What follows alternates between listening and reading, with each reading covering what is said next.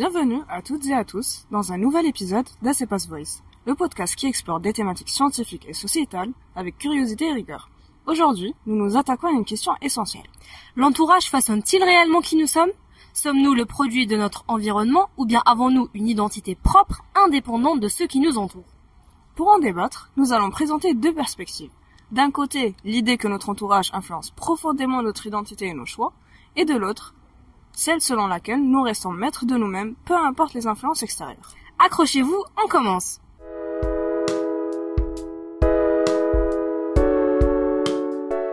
Il est scientifiquement prouvé que notre environnement social influence notre développement cognitif et émotionnel.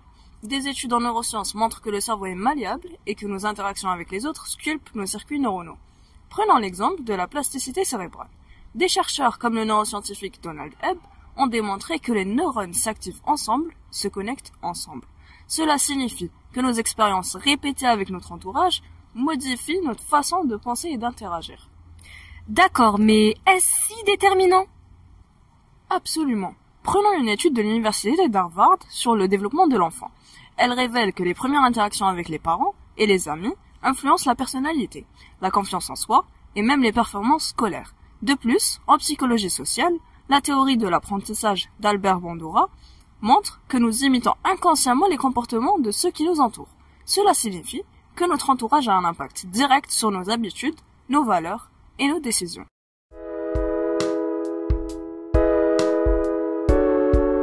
Je comprends ton point de vue, mais j'aimerais nuancer. Oui, l'environnement social joue un rôle, mais il ne détermine pas totalement qui nous sommes. Chaque individu possède une capacité d'autodétermination. Par exemple, des recherches en psychologie du développement montrent que des personnes ayant grandi dans des milieux difficiles peuvent construire une identité totalement différente grâce à leur propre volonté. On parle ici de résilience.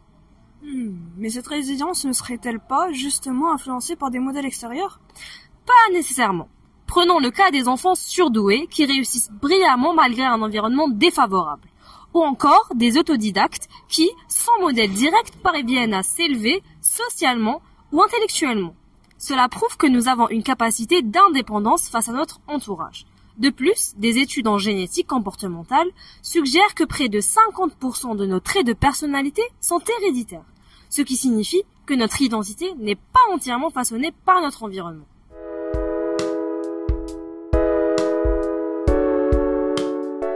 Je reconnais qu'il existe des cas de résilience et d'individualité forte, mais même ces exemples montrent l'importance du cadre social. Une personne résiliente a souvent eu au moins un modèle positif ou une influence extérieure qui l'a aidé à se construire. C'est vrai.